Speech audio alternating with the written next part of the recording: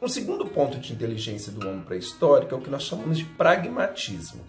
O pragmatismo era uma maneira do sujeito pré-histórico ele garantir a sua sobrevivência. Assim como nós, hoje, nós garantimos a nossa sobrevivência, né, nos alicerces espirituais, né, seja qual for de cada um, o homem pré-histórico também precisava disso, ele precisava acreditar em alguma coisa. E para ele acreditar em algo, ele se alicerçava em deuses. Por isso que a gente escuta falar muito de a dança da chuva, a dança em volta da fogueira. E para isso ele criava então alguns rituais. Então a gente pode dizer que esse segundo ponto de inteligência, que é o pragmatismo, que é o modo em que o homem pré-histórico lidava com rituais mágico-religiosos, tá? Esses rituais mágico-religiosos, ele fazia sacrifícios a deuses. É tido como arte porque depois ele foi criando esculturas, que por falar em escultura é o terceiro ponto de inteligência do homem pré-histórico. O terceiro ponto de inteligência dele, então, né, as esculturas, algumas foram descobertas, soterradas, e outras, então, foram feitas pelos homens pré-históricos no período neolítico, a qual ele descobriu o fogo, que também virou tinta depois, porque o fogo virava carvão, né, a madeira virava carvão, ele socava, colocava na boca e virava tinta.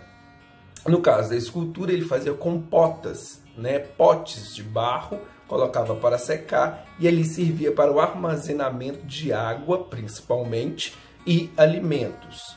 Então isso é super inteligente, a pessoa que tem essa capacidade.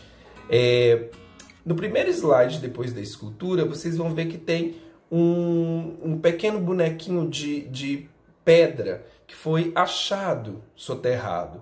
Ela é chamada de Vênus de Willendorf. A Vênus de Willendorf, ela foi encontrada há 24 mil anos a 22 mil anos antes de Cristo. A Vênus, então, ela é conhecida como símbolo da mulher perfeita para o homem pré-histórico. E nessa perfeição, o homem pré-histórico, então, ele acreditava que toda mulher tinha que ter aquela característica, seios fartos e ancas largas. A mulher que era muito magra, ela era tida como desnutrida e infértil. O quarto ponto de inteligência, já vou colocar o quarto e quinto ponto junto, que seria a arquitetura do homem pré-histórico e as roupas.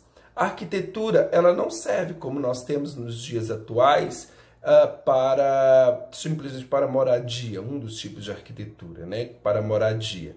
Ela servia para proteção.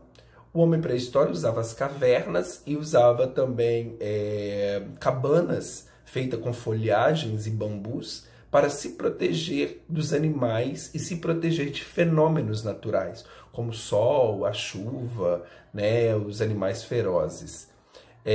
Depois que constituía a civilização, esse homem então foi criando outros modos de habitar. E as roupas, como um quinto ponto de inteligência, porque elas também serviram para ele como uma proteção, a proteção do sol, do frio, né? Por isso que a gente vê algumas imagens deles andando com couro, né? Roupas de couro ou roupas com folhas.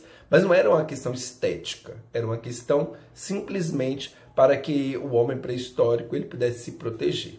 Bom, então, finalizando, para não ficar grande novamente, nós vimos aqui então 5 pontos de inteligência: a pintura, o pragmatismo, a escultura, a arquitetura e as roupas do homem pré-histórico. Vamos focar um pouco mais na pintura, né? Como que esses homens eles faziam então as suas tintas? Nós vimos aqui o urucum, nós vimos com sangue, nós vimos o carvão, mas nós também temos terras, nós também temos sumos de alimentos, tudo isso que serve para a pintura, tá bom?